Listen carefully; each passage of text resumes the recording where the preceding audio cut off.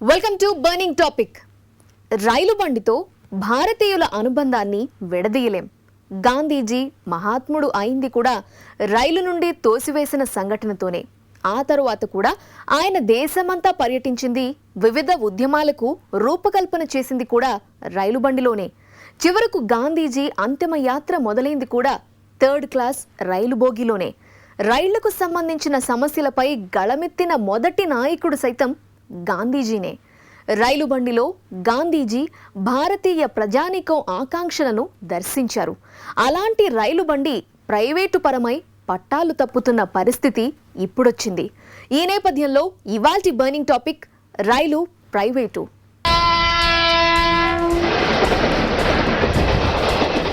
Private బాటలో railway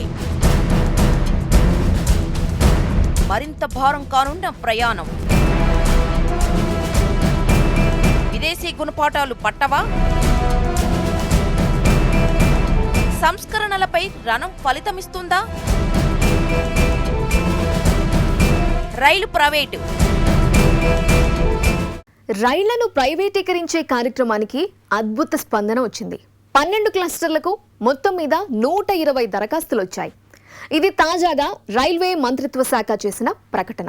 ప్రభుత్వ private భాగస్వామ్యం కింద రైళ్లను నడిపించేందుకు రిక్వెస్ట్ ఫర్ క్వాలిఫికేషన్స్ కు ప్రభుత్వం ఆహ్వానించింది.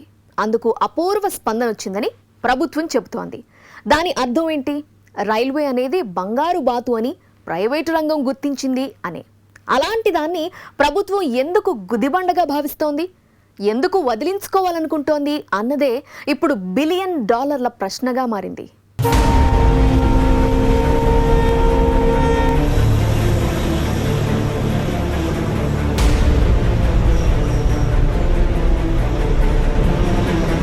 దేశంలో ఇప్పటికే ప్రైవేటు బస్సులున్నాయి, ప్రైవేటు విమానాలు ఉన్నాయి, తాజాగా ప్రైవేటు రైళ్లు పట్టాలెక్కనున్నాయి. విదేశాల్లో దశాబ్దాల క్రితమే జరిగిన రైల్వే ప్రైవేటీకరణ ఇప్పుడు మన దేశంలోనూ ఊపందుకుంటోంది. బిఎస్ఎన్ఎల్ ను ప్రభుత్వమే గొంతు నులిమేసినట్లుగా భారతీయ రైల్వేను ప్రైవేటీకరించే ప్రయత్నం శరవేగంగా జరుగుతోంది. విదేశీ సంస్థలు సైతం దేశంలో రైళ్లు నడిపేందుకు బరిలోకి దిగుతున్నాయి. రైల్వేను ప్రైవేటీకరించే ప్రయత్నాలు జోరందుకున్నాయి. రైల్వే సంస్థే స్వయంగా తనను తాను హతమార్చుకునేలా ప్రభుత్వాలు చేస్తున్నాయి. ఇప్పటికే రైల్వేలో పలు విభాగాలు ప్రైవేటు పరమయ్యాయి. ఇక మిగిలింది బయటకు కనిపిస్తున్న రైళ్లు మాత్రమే. అతి త్వరలోనే అవి కూడా ప్రైవేటు పరం కానున్నాయి. ఇకపై పట్టాలు మాత్రమే ప్రభుత్వానివి, రైళ్లు ప్రైవేటువి. రేపటి నాడు ప్రైవేటు సంస్థలే పట్టాలు వేసుకుని పూర్తి స్థాయిలో తమ కార్యకలాపాలు చేపట్టినా ఆశ్చర్యపోనక్కర్లేదు. ఇది స్థూలంగా నేడు బయటకు కనిపిస్తున్న భారతీయ రైల్వే ముఖ చిత్రం. రైల్వేల్లో ప్రైవేటీకరించాలని ఈ ఎన్డీఏ ప్రభుత్వం యాక్షన్ ప్లాన్ తయారు చేయడం జరిగింది. అసలు రైల్వేలు ప్రైవేటీకరించడం వల్ల లాభమా నష్టం అనేది ఈ దేశ ప్రజలకి చెప్పాల్సిన బాధ్యత ఎన్డీఏ ప్రభుత్వం మీద ఉంది. ఇతర దేశాల్లో యునైటెడ్ కింగ్డమ్, న్యూజిలాండ్, ఆస్ట్రేలియా లాంటి దేశాల్లో కూడా ప్రైవేటీకరణ తర్వాత అనేక నష్టాలు రావటం మూలాన మళ్ళీ ప్రభుత్వాలు తిరిగి ఆ కంపెనీలకి సబ్సిడీ ఇవ్వటమే కాకుండా మళ్ళీ నేషనలైజేషన్ దిశగా అనేక చర్యలు తీసుకోవటం కూడా మనందరికీ తెలిసిన విషయమే. ఈ రైల్వే వ్యవస్థను ప్రభుత్వం పార్లమెంటు ద్వారా నిర్దేశించడం జరుగుతోంది. కాబట్టి రైల్వేల ఆధునీకరణ కానివ్వండి, రైల్వేల్లో లాభాలు కానివ్వండి, నష్టాలు కానివ్వండి, ప్రభుత్వాలకే దానికి జవాబుదారితనం ఉంటుంది, కానీ కార్మికులకు ఉండదు. కార్మికులు కేవలం పనిచేయటానికి మాత్రమే ఉపయోగించుకున్నారు. కార్మికులకి దేంట్లో కూడా భాగస్వామ్యం రైల్వేల్లో లేదు. మరి రైల్వేల మీద అనేక రకాలైన కమిటీలు వేయటం జరిగింది. ప్రకాష్ టాండన్ కమిటీ వేశారు, హెచ్సి సెరీన్ కమిటీ వేశారు, రాకేష్ మోహన్ కమిటీ వేశారు. కమిటీ రిపోర్ట్లు పార్లమెంట్లో ప్రవేశపెట్టినా దాని మీద ఏ విధమైన యాక్షన్ ప్లాన్ తీసుకోకపోవటం అనేది గవర్నమెంట్ యొక్క ఫెయిల్యూర్ కానివ్వండి, రైల్వే కార్మికుల ఫెయిల్యూర్ కాదు. భారతీయ రైల్వే ప్రైవేటీకరణ ముమ్మరంగా కొనసాగుతుంది. లోకోలు, ఇంజిన్లు, ఏదైతే సామాగ్రి తయారు చేసే ఉత్పత్తి సంస్థలన్నింటినీ కార్పొరేటైజేషన్ చేయడం కానీ, రైల్వే స్టేషన్ ప్రైవేటైజేషన్ ఇవ్వడం కానీ, అదే రకంగా ట్రాక్లో ప్రైవేట్ ట్రైన్లు రావడం కానీ, అదే రకంగా గూడ్స్ ట్రైన్లు కూడా పబ్లిక్ ప్రైవేట్ పార్ట్నర్షిప్ అని పేరు చెప్పి ప్రైవేట్ ఇవ్వడం కానీ ఈ 4 అంశాలు ప్రధానంగా జరుగుతున్నాయి. ఉత్పత్తి వాళ్ళే చేస్తారు, నిర్వహణ వాళ్ళే చేస్తారు, నడపడం వాళ్ళే చేస్తారు అనేది జరుగుతున్నాయి. ఇది చాలా సీరియస్ అయిన సమస్య. ప్రపంచంలో పరిజ్ఞానం చూస్తే ప్రపంచంలో అత్యధిక దేశాల్లో రైల్వే ప్రభుత్వం చేతిలో ఉంది. మన మెట్రో మ్యాన్ శ్రీధరన్ గారు క్లియర్గా చెప్పారు. ఈరోజు భారతదేశంలో కానీ ఎక్కడైనా ట్రాన్స్పోర్ట్ అనేది వయబుల్ కాదు. అంటే ఒక లాభ నష్టాలతో చూసే ఇది కాదు. ఇది ఒక ఇన్ఫ్రాస్ట్రక్చర్ ప్రజల సేవలుగా చూడాల్సిన అవసరం ఉంటుంది. అందుకే మీరు ఆర్టీసీ చూడండి. ఆర్టీసీ బస్సులకి ప్రైవేట్ బస్సులకి ఎంత తేడా ఉంటుంది. మీకు ప్రైవేట్ బస్సులో ఒక రేట్ ఎంత అధికంగా ఉంటుందని క్లియర్ కనపడుతుంది. ప్రైవేట్ ట్రైన్లు వస్తే కూడా అదే రకంగా వస్తుంది. ఫ్లెక్సీ రేట్ సిస్టమ్ అనేది వస్తుంది. ఈ రోజు బుకింగ్ చేస్తే ఒక రేటు, 100 రోజుల తర్వాత చేస్తే ఒక రేటు, అదే రకం ఒక బర్త్కి ఒక రేటు, ఇంకో బర్త్కి ఒక రేటు, సౌకర్యానికి ఒక రేటు, ఇలా చాలా వివిధ పరిస్థితులు అనేది వస్తుంటాయి. లాభాల కోసం ప్రైవేట్ రైల్వేలు విచ్చలవిడిగా ఇలాంటివి ప్రోగ్రాంలు తీసుకొస్తారు. ఇది సామాన్య ప్రజలకి అవసరం అయ్యేది కాదు. సామాన్య ప్రజలకి ఇది దూరం అవుతుంది. ఈరోజు లోకల్ ట్రైన్లు కూడా దూరం అవుతుంది. ఈరోజు మనం అత్యధిక దేశాలు ఇంగ్లాండ్లో ప్రైవేటీకరణ ఏమైంది, ఫెయిల్ అయింది. అక్కడ ప్రజలేమో జాతీయం చేయమని డిమాండ్ చేస్తున్నారు. కెనడాలో ఫెయిల్ అయింది, మళ్ళీ తీసుకున్నారు ప్రభుత్వం కూడా. యుఎస్లో, జర్మనీలో, యూరప్లో అన్ని అత్యధిక చోట ప్రభుత్వం నడిపిస్తుంది. అంటే పెట్టుబడిదారీ దేశాల్లో ప్రభుత్వమే రైల్వే నడుపుతుంటే భారతదేశ రైల్వేలో ప్రైవేట్కి ఇవ్వడం అనేది ఆర్గ్యుమెంట్ మేము భావించట్లేదు. మా యూనియన్ దీన్ని వ్యతిరేకిస్తుంది. గవర్నమెంట్కి డబ్బులు కావాలి, ట్రాక్ని పెంచాలి, రూట్లని పెంచాలి, ప్రజా సౌకర్యాన్ని పెంచాలి. పెంచండి. ఎలా పెంచాలి? గవర్నమెంట్ దగ్గర డబ్బులు లేవు, పన్నులు వేయండి, ధనికుల పైన పన్నులు వేయండి, వసూలు చేయండి, ప్రత్యక్ష పన్నులు పెంచండి. ఆ రకంగా ప్రజా సేవల్ని పెంచండి. ప్రజా సేవలు మార్కెట్కి ఇవ్వడం అనేది సరైనది కాదు.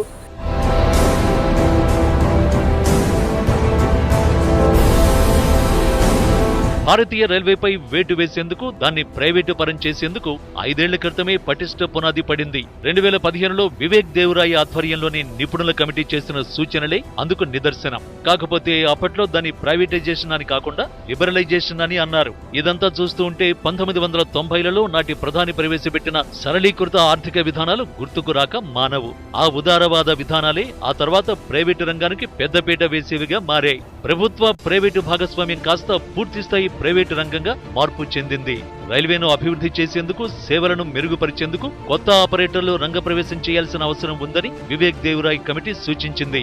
అంతేకాదు, ఆరోగ్యదాయక పోటీని నెలకొల్పేందుకు, ఈ రంగంతో ముడిపడిన వారి ప్రయోజనాలను కాపాడేందుకు ఓ నియంత్రణ వ్యవస్థను ఏర్పాటు చేయాలని కూడా సూచించింది. ఆ కమిటీ సిఫార్సులు ఇప్పుడు కళ్ల ముందు కనిపిస్తున్నాయి. రైల్వే నష్టాల్లో ఉందని చెబుతూ ప్రైవేటు రైళ్లు పట్టాలెక్కాయి. కరోనా కష్టకాలంలోనే ఇదంతా జరుగుతోంది.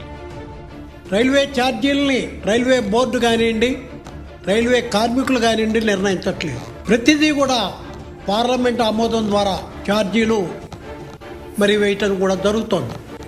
అది ప్రయాణికుల ఛార్జీలు కానివ్వండి, ఫ్లైట్ ఛార్జీలు కానివ్వండి. ఉదాహరణకి రైల్వేలు ₹1 కనుక టికెట్ వాల్యూ కనుక ఉంటే అందులో కేవలం 53 పైసలు మాత్రమే ప్రయాణికుడు పే చేస్తున్నాడు. రైల్వేలు 47 పైసలు సబ్సిడీ ఇవ్వటం జరుగుతోంది. దాని మూలాన 36,000 కోట్ల రూపాయలు రైల్వేలకి నష్టం జరుగుతుంది. ఈ 36,000 కోట్ల రూపాయలు నష్టం పార్లమెంట్కి తెలీదా? ప్రభుత్వాలకు తెలీదా? తెలుసు. అయినా కూడా ఛార్జీలను పెంచకుండా ఛార్జీలు తగ్గించామని చెప్పిన రైల్వే మంత్రి గారు కూడా, లాలూ ప్రసాద్ కూడా ఉన్నాడు. ఇలాంటి పరిస్థితులు రైల్వేలని అధ్వాన్నంగా తయారు చేసింది ప్రభుత్వాలు కానివ్వండి, కార్మికులు కాదు.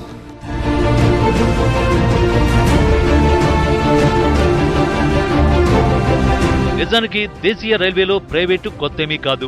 అప్పట్లో బ్రిటిష్ వారు తమ అవసరాల కోసం రైళ్లను ప్రవేశపెట్టారు. ఆ తర్వాత దేశీయంగా ప్రైవేటు సంస్థలు రైళ్లు నిర్వహించాయి. అవి సరిగ్గా నిర్వహించడం లేదని ప్రభుత్వ పరం చేశారు. పలు విదేశాల్లోనూ ఇదే జరుగుతోంది. అక్కడ ప్రైవేటు రైలు సంస్థలకు ప్రభుత్వాలు భారీగా ఆర్థిక సాయం చేయాల్సి వస్తోంది. ఇదంతా కళ్ల ముందు కనిపిస్తున్నా ప్రైవేటు పరం చేయడం ఎందుకు అనే ప్రశ్న ఇప్పుడు వస్తోంది. ఆస్తులన్నీ ప్రైవేటు వారికి కట్టబెట్టి ఆ తర్వాత తిరిగి ఎలాంటి ఆస్తులు లేని రైల్వేను ప్రభుత్వ పరం చేస్తారా అనే సందేహం కూడా కలుగుతోంది. ప్రస్తుతం రైల్వే వివిధ వర్గాల ప్రజలకు భారీగా సబ్సిడీలు ఇస్తోంది. అయినా కూడా నేటికి లాభాల్లోనే ఉంది. రైల్వేలు ప్రైవేటు పరమైతే ఈ సబ్సిడీలు కొనసాగుతాయా అనేది కూడా పెద్ద ప్రశ్నగానే ఉంది.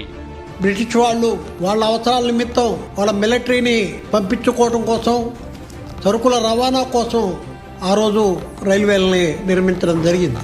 భారతదేశం స్వతంత్రం వచ్చిన తర్వాత మరి ఈ ప్రైవేటు ట్రైన్స్ ఏవైతే ఉన్నాయో ఆ రోజుల్లో అనేక కంపెనీలు రైల్వేలు నడిపేవి.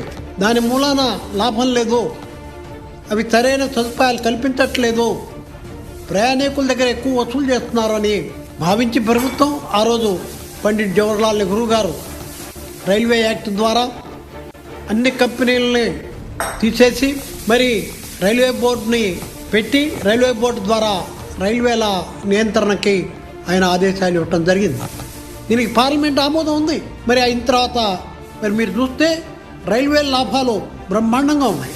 లాభాలు లేక కాదు, 47 పైసలు ప్రతి ప్రయాణికుడు రూపాయి మీద రైల్వేలు భరిస్తున్నా కూడా రైల్వేలు ఈరోజు కూడా నష్టాల్లోకి రాలేదు. ఇందువలన సరుకు రవాణా ద్వారా వస్తున్న లాభాలని ప్రయాణికులకి బదిలీ చేసి సబ్సిడీలు ఇచ్చి మరి రైల్వేలు నడపడం కూడా జరుగుతుంది. ముఖ్యంగా ఎన్ని రకాల కన్సెషన్స్ రైల్వేలు ఇస్తున్నాయండి? పార్లమెంట్ మెంబర్లకు ఉంది, మన సోల్జర్స్కి ఉంది, రైతులకి సబ్సిడీ ఉంది, స్టూడెంట్స్కి సబ్సిడీ ఉంది, చిన్న వ్యాపారస్తులకి సీజన్ టికెట్ రూపంలో సబ్సిడీ ఉంది, ఫ్రీడమ్ ఫైటర్స్కి సబ్సిడీ ఉంది, క్యాన్సర్ పేషెంట్ లాంటి రోగులకి సబ్సిడీ ఉంది, వృద్ధులకి సబ్సిడీ ఉంది, ఆడవాళ్ళకి సబ్సిడీ ఉంది. ఇన్ని రకాలైన సబ్సిడీలు ఇస్తున్నా కూడా రైల్వేలు లాభాల్లో ముందుకు పోతున్నాయి.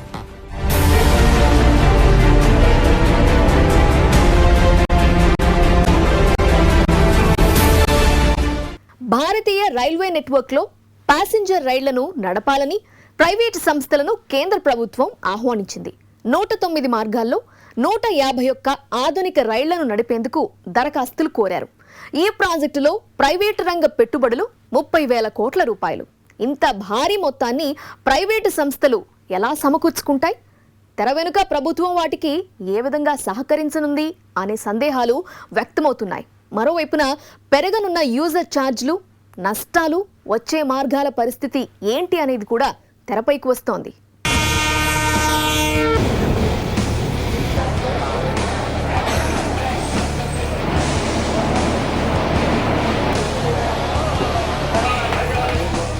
ప్రైవేటు రంగ పెట్టుబడుల కోసమే రైల్వేను ప్రైవేటీకరిస్తున్నామని చెప్పడం కూడా ఊటకంగానే కనిపిస్తోంది. ప్రైవేటు సంస్థలేవి కూడా తమ సొంత పెట్టుబడులు పెట్టవు. తమకు వచ్చే ఆస్తులను తనఖా పెట్టి లేదంటే ప్రభుత్వ గ్యారంటీలతోనూ ఆర్థిక సంస్థల నుంచి, ప్రభుత్వ బ్యాంకుల నుంచి పెట్టుబడులు తెచ్చుకుంటాయి. అంటే ప్రభుత్వమే స్వయంగా బంగారు బాతును ప్రైవేటు వారికి అప్పగిస్తోందనే విషయం స్పష్టమైపోతోంది. మరి ప్రభుత్వమే ఆ పని ఎందుకు చేయలేకపోతుందనే ప్రశ్న ఇప్పుడు తెరపైకొస్తోంది. ఇప్పుడు రైల్వేలను ప్రైవేట్ పరం చేసి 150 రైళ్లు ప్రైవేట్ వాళ్ళకి ఇస్తారంటున్నారు. వాళ్ళు 20,000 కోట్లు ఏదో పెట్టుబడి పెడతారని అంటున్నారు. 150 రైళ్ల మీద 20 కోట్ల పెట్టుబడి అంటే పెద్ద ఎక్కువేం కాదని మనం తెలుసుకోవచ్చు. దానివల్ల దేశవ్యాప్తంగా వాళ్ళకు వచ్చేటటువంటి వ్యాపార అవకాశాలు, పట్టు అదంతా దృష్టిలో పెట్టుకున్నప్పుడు ఇప్పటికే రైల్వే శాఖ ప్రజాధనంతో వేలాది మంది ఉద్యోగుల యొక్క శ్రమతో నిర్మించినటువంటి ఇన్ఫ్రాస్ట్రక్చర్ను, ఆ స్టేషన్లు, రైలు మార్గాలు, సిగ్నలింగ్ సిస్టమ్, వీటన్నిటిని ఉపయోగించుకొని వీటి మీదే ప్రైవేట్ రైళ్లు నడుస్తాయి తప్ప వాళ్ళేమీ ఇవన్నీ వేయడం లేదు కదా. మరి ప్రజాధనాన్ని వాళ్ళకి అప్పగించడానికి ఎవరు అధికారం ఇచ్చారు? రెండవది, ఈ ప్రైవేట్ రైళ్ళు అయిన తర్వాత వాళ్ళు ఎక్కడ ఆపాలి, ఏ ప్లాట్ఫాము, ఇవన్నీ వాళ్ళ ఇష్టం అంటున్నారు. స్టేషన్లు ఇప్పుడు ప్రజాప్రతినిధులు, ప్రజలు ఎన్నోసార్లు పోరాడి మా దగ్గర రైలు కావాలి, మాకు ప్యాసింజర్ కావాలి, స్టాప్ ఉండాలి, ఇవన్నీ చేసేవాళ్ళు. ఇప్పుడు ప్రైవేట్ రైళ్ళు అయిన తర్వాత అన్ని చోట్ల ఆపాలని ఏం లేదు, వాళ్ళకి ఇష్టం వచ్చిన చోట ఆపుతారు, లేని చోట లేదు. మనం చూస్తుంటాం కదా ప్రైవేట్ బస్సులకు, ఆర్టీసీ బస్సులకు తేడా. వాళ్ళకి ఎక్కువ గిట్టుబాటుగా ఉంటుందో వాళ్ళు అక్కడ ఆపుతారు. చాలా ఎక్కువ వేగంగా తీసిపోవడం, దానివల్ల వచ్చే పరిణామాలు అవన్నీ కూడా మనం చూస్తాం. అందువల్ల రైల్వేల్లో కూడా ఇవన్నీ వస్తాయి. ప్రైవేట్ వాళ్ళకి పెట్టుబడులు ఎక్కడి నుంచి వస్తున్నాయి? ప్రైవేట్ వాళ్ళు తమ సొంత ఆస్తుల నుంచి తీసుకొచ్చి పెట్టుబడులు పెడుతున్నారా, లేక ఎక్కడి నుంచి పెట్టుబడులు పెడుతున్నారు? దీన్ని మనం గమనించాలి. ఇదే అదానీ కానివ్వండి, ఇదే అంబానీ కానివ్వండి, ఇదే జిఎంఆర్ కానివ్వండి, లేకపోతే హిందూజాలు కానివ్వండి, ఎవరైనా కానివ్వండి, బ్యాంకుల ద్వారా అప్పులు తీసుకుని ఆ బ్యాంకు లోన్లు పెట్టుబడిగా పెట్టి దాని మీద 25 నుంచి 30% లాభాలు వేసుకుని ఛార్జీలు నిర్ణయించి రకరకాల ఇండస్ట్రీస్ కానివ్వండి, రకరకాల పనులు కానివ్వండి వాళ్ళు చేయటం జరుగుతుంది. మరి రైల్వేలు ఎందుకు చేయలేదు ఆ పని? ఈ ప్రభుత్వం ఎందుకు చేయలేదు? ఆ పెట్టుబడులు బ్యాంకుల ద్వారా రైల్వేలే తీసుకొచ్చి దాన్ని మరి సామర్థ్యాన్ని పెంచి అధునితమైన కోచ్లు మరి వాళ్ళు తయారు చేయొచ్చు, రైల్వేల్లో వేగాన్ని పెంచవచ్చు, రైల్వేలని పటిష్టంగా తయారు చేయొచ్చు. అయితే చేయటానికి పూనుకోవు, నెపం కార్మికుల మీద వేస్తారు. కార్మికులు పనిచేయటం లేదు కాబట్టి రైల్వేలను మేము ప్రైవేట్కి ఇస్తున్నాం. మా దగ్గర పెట్టుబడులు లేవు. పెట్టుబడులు ఎక్కడి నుంచి వస్తాయి? బ్యాంకు లోన్ ద్వారా వస్తున్నాయి, వరల్డ్ బ్యాంక్ ద్వారా వస్తున్నాయి, IMF ద్వారా వస్తున్నాయి.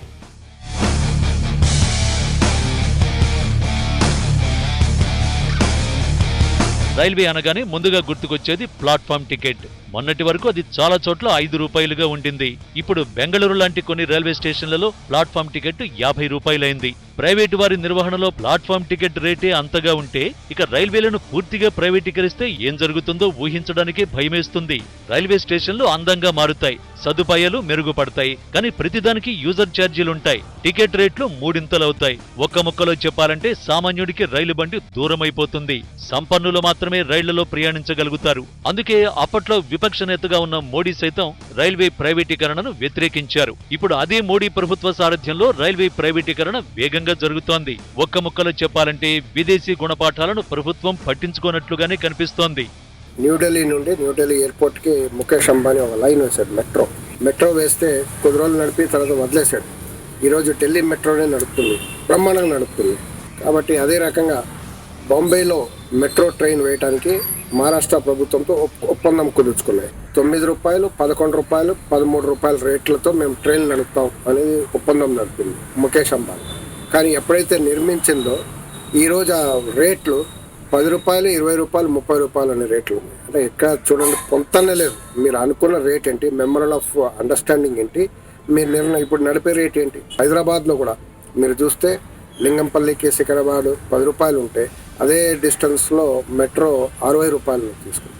కాబట్టి ఈ ప్రైవేట్ ట్రైన్లు అనేది వయబుల్ కా. అగర్తలాకి వేయాలి, మీరు మేఘాలయలో వేయాలి, శ్రీనగర్లో వేయాలంటే నష్టాల్లో ఉంటుంది, ఏదైనా కొండ ప్రాంతాల్లో వేయాలి. అక్కడ మీరు లాభ నష్టాలతో చూస్తే మీకు రైల్వే నెట్వర్క్ అనేది పెరగడం అసాధ్యం. గ్రామాలని కనెక్ట్ చేయాలంటే రైల్వే నెట్వర్క్ పెంచడం అసాధ్యం. ఈరోజు మనం చూస్తున్నాం బ్యాంకులు కానీ, BSNL కానీ, అదే రకంగా మీరు RTC కానీ, ఇవన్నీ గ్రామాల్లో ఎక్కడ తిరుగుతున్నాయండి? లాభాలు వచ్చే రూట్లో మాత్రమే ప్రైవేట్ బస్సులు, ప్రైవేట్ బ్యాంకులు, ప్రైవేట్ సేవలు అన్నీ తిరుగుతున్నాం. మిగతా చోట అసలు ఉండట్లేదు. మళ్ళీ ప్రభుత్వ సంస్థలే మనం తిరుగుతున్నాం. ప్రైవేటు రంగం రైల్వేపై కన్ను వేసేందుకు ప్రధాన కారణం దానికి ఉన్న ఆస్తులు, భారీ స్థాయిలో ఉన్న మౌలిక వసతులు. వాటిని తేలిగ్గా సొంతం చేసుకోవచ్చన్న ఆలోచనతోనే ప్రైవేటు రంగం నేడు రైల్వే నిర్వహణకు ముందుకొస్తోంది. లాభాలొచ్చే రూట్లకై ప్రైవేటు రంగం ప్రాధాన్యమిస్తోంది. మరి నష్టాలు వచ్చే రూట్ల సంగతి ఏంటి? వాటిల్లో ప్రయాణించే వారి గతేంటి? ఈ ప్రశ్నలకు మాత్రం సమాధానం లేదు. నష్టాల రూట్లతో ప్రభుత్వాలకు మళ్లీ నష్టాలొస్తాయి. సర్దుబాటు చేసుకునేందుకు లాభాల రూట్లు కూడా చేతిలో ఉండవు. మరి అప్పుడు అరకొరగా మిగిలే ప్రభుత్వ రైల్వే పరిస్థితి ఏంటి అనేది కూడా ఇప్పుడు తెరపైకి వస్తోంది. స్టేషన్లను కూడా ఇదివరకే ప్రైవేట్ మెయింటెనెన్స్కి ఇస్తామన్నారు. అంటే మీరు 1కి 2కు పోవాలంటే ఏం చేయాలన్నా, కూర్చోవాలన్నా, నిలబడాలన్నా ప్రతిదానికి వాళ్ళు యూజర్ ఛార్జీలు వసూలు చేస్తారు. ఎందుకంటే మేము 20,000 కోట్ల పెట్టుబడి పెట్టాం కదా, 30,000 కోట్లు పెట్టాం కదా, మాకు లాభం రాకపోతే మేము ఎందుకు పెడతామంటారు. అందుకని ప్రజా సదుపాయం కోసం నడవాల్సినటువంటి వ్యవస్థలను లాభం ప్రధానంగా నడిచేటటువంటి వాళ్ళకు అప్పగించటం అన్నది ప్రజాస్వామ్యంలో మొదటి పొరపాటు. ప్రజాధనంతో నిర్మించిన వాటిని కారు చౌకగా కట్టపెట్టడం అన్నది రెండవ పొరపాటు.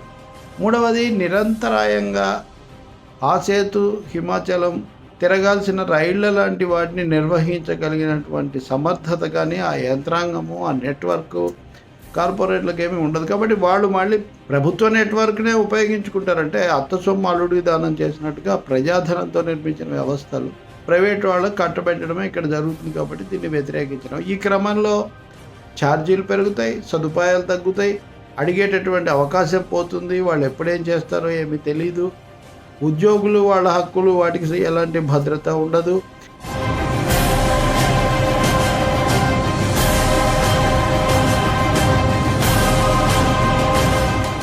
వ్యాపారం చేయటం ప్రభుత్వ ఉద్దేశం కాదంటూ ప్రభుత్వం క్రమంగా ఎన్నో ప్రభుత్వ రంగ సంస్థలను ప్రైవేటీకరిస్తోంది. ఈ ధోరణిని కార్మిక సంఘాలు వ్యతిరేకిస్తున్నాయి. అందుకే నవంబర్ 26న సార్వత్రిక సమ్మెకు పలు కార్మిక సంఘాలు సిద్ధమవుతున్నాయి. ప్రైవేటీకరణపై యుద్ధ భేరి మోగిస్తున్నాయి. అయితే ఈ పోరాటం ఎంతవరకు ఫలించగలదు అనే సందేహాలు వస్తున్నాయి. సుమారు 3 దశాబ్దాలుగా దేశంలో ప్రైవేటీకరణ అధికమైపోయింది. ఒక్కో బాధ్యత నుంచి ఒక్కో ప్రభుత్వ రంగ సంస్థ నుంచి ప్రభుత్వం పక్కకు పోవడం ప్రారంభమైంది. అంతిమంగా ఇది ప్రజలపై ఎలాంటి భారం కలిగించనుంది అనేది ఇప్పుడు ఆందోళన కలిగించే అంశంగా మారిపోయింది. ప్రజా రవాణా వ్యవస్థ అనేది దేశ ప్రజానీకానికి అత్యంత ముఖ్యమైంది. ఆ బాధ్యత నుంచి ప్రభుత్వం వైదొలగడాన్ని అంత తేలిగ్గా సమర్థించలేం. దేశంలో ప్రతి రంగాన్ని ప్రైవేట్ పరం చేయడం, ప్రజల ఆస్తులతో నిర్మించినటువంటి మౌలిక సదుపాయాలను, ఇన్ఫ్రాస్ట్రక్చర్ను ఈ కార్పొరేట్లకు కట్టపెట్టడం అనేది పరిపాటిగా మారింది. ఈ ప్రైవేటీకరణ పట్టాల మీదకి ఇప్పుడు రైళ్లను కూడా, ప్రైవేట్ రైళ్లను కూడా తీసుకొస్తున్నారు. చాలామంది అంటారు ప్రభుత్వాలు వ్యాపారం చేయడం కాదు కదా, బాధ్యత చూడాలి అని.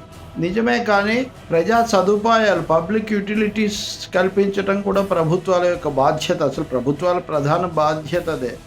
విద్య, వైద్యము, రవాణా అన్నీ ప్రైవేట్గా అప్పగించిన తర్వాత ఇంకా ప్రభుత్వాలు చేసేది ఏంటి? అన్నీ అవుట్ సోర్సింగ్ కాంట్రాక్ట్లు అయిపోయిన తర్వాత.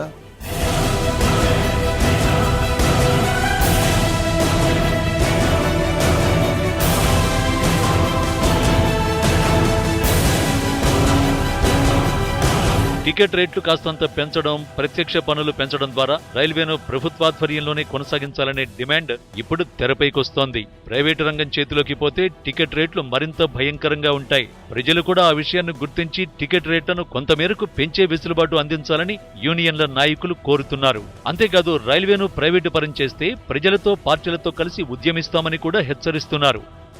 అది ప్రభుత్వం యొక్క అసమర్థత, వాళ్ళ లోపభూయిష్టమైన వాళ్ళ చట్టాల మూలాన, లోపభూయిష్టమైన వాళ్ళ పరిపాలనా విధానం మూలాన రైల్వేలు ఈరోజు నష్టాలు రాకపోయినా కూడా ప్రైవేట్ పరం ఇవ్వాలని ప్రయత్నం చేస్తుంది. ఇది పేద ప్రజలకి, ముఖ్యంగా 98% పీపుల్కి ఇది లాస్. ఫర్ ఎగ్జాంపుల్ మీరు చూస్తే ఒక్క ఏసీ 3 టైర్లో మాత్రమే రైల్వేలో లాభం వస్తుంది, 12% లాభం వస్తుంది. ఏసీ ఫస్ట్ క్లాస్ బోగిలో 14% నష్టం, స్లీపర్ క్లాస్లో 40% నష్టం, థర్డ్ జనరల్ క్లాస్లో 49% నష్టం. మరి బొంబాయి ట్రైన్లు, కలకత్తా లోకల్ ట్రైన్స్, బాంబే, మద్రాసు అక్కడ చూస్తే 65% నష్టం. టికెట్లు పెంచకపోవడం మూలాన పార్లమెంట్లో చెప్తుంది మేము టికెట్లు పెంచాం, పేదవాళ్ళు ఇబ్బంది పడతారని. ప్రైవేటీకరణ మూలాన పేదవాళ్ళు ఇబ్బంది పడరా? గవర్నమెంట్కి డబ్బులు కావాలి, ట్రాక్ని పెంచాలి, రూట్లని పెంచాలి, ప్రజా సౌకర్యాన్ని పెంచాలి. పెంచండి. ఎలా పెంచాలి? ప్రజల గవర్నమెంట్ దగ్గర డబ్బులు లేవు, పన్నులు వేయండి, ధనికుల పైన పన్నులు వేయండి, వసూలు చేయండి, ప్రత్యక్ష పన్నులు పెంచండి. ఆ రకంగా ప్రజా సేవలను పెంచండి. ప్రజా సేవలు మార్కెట్కి ఇవ్వడం అనేది సరైనది కాదు. ఇది మరి ప్రతిదీ మార్కెట్కి ఇస్తే మరి ప్రభుత్వం ఎందుకు ఉంటుంది, ప్రజలు ఎందుకు, ఈ సమాజం ఎటుపోతుంది? కాబట్టి మేము దీన్ని తీవ్రంగా వ్యతిరేకిస్తున్నాం. ప్రజల్ని కూడగట్టుకొని అన్ని యూనియన్లను కలుపుకొని ఒక పెద్ద విస్తారమైన ఉద్యమాన్ని మేము తీస్తాం. ఈ రైల్వే ప్రైవేటీకరణని ఆపడానికి మేము శాయశక్తులా ప్రయత్నిస్తాం.